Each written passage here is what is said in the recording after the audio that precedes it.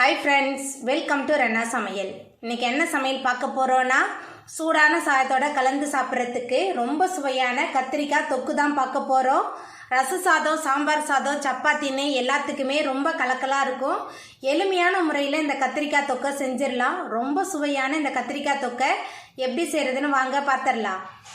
கத்திரிக்காய் தொக்கு பண்ணுறதுக்கு 3 டேபிள் ஸ்பூன் எண்ணெய் சேர்த்துடலாம்। எண்ணெய் கொஞ்சம் தாராளமாக இருந்தால் தொக்கு நல்லா இருக்கும்।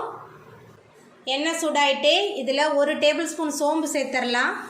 சோம்பு சேர்த்து சோம்பு நல்லா பொரிய ஆரம்பிச்சிருச்சு। பொடியாக நறுக்கின 15 சின்ன வெங்காயம் சேர்த்துடலாம்। அது கூடவே 15 பல் பூண்டு சேர்த்துக்கலாம்।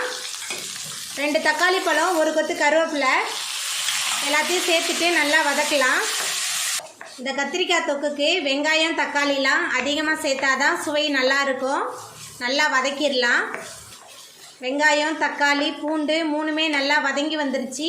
இப்போ இதில் பொடியாக நறுக்கி வச்சுருக்கிற 7 கத்திரிக்காய் சேர்த்துடலாம்।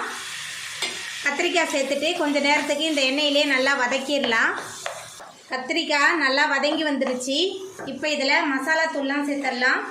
தனி மிளகாய் தூள் 1.5 டேபிள் ஸ்பூன் சேர்க்குறேன்। மஞ்சத்தூள் கொஞ்சமாக சேர்த்துடலாம்। கத்திரிக்காய்க்கு தேவையான அளவுக்கு உப்பு சேர்த்துடலாம்।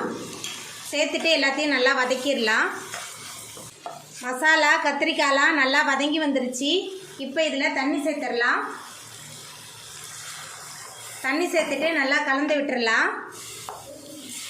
தண்ணி சேர்த்துட்டு நல்லா கலந்தாச்சு। கத்திரிக்காய் நல்லா வெந்து வரட்டும்।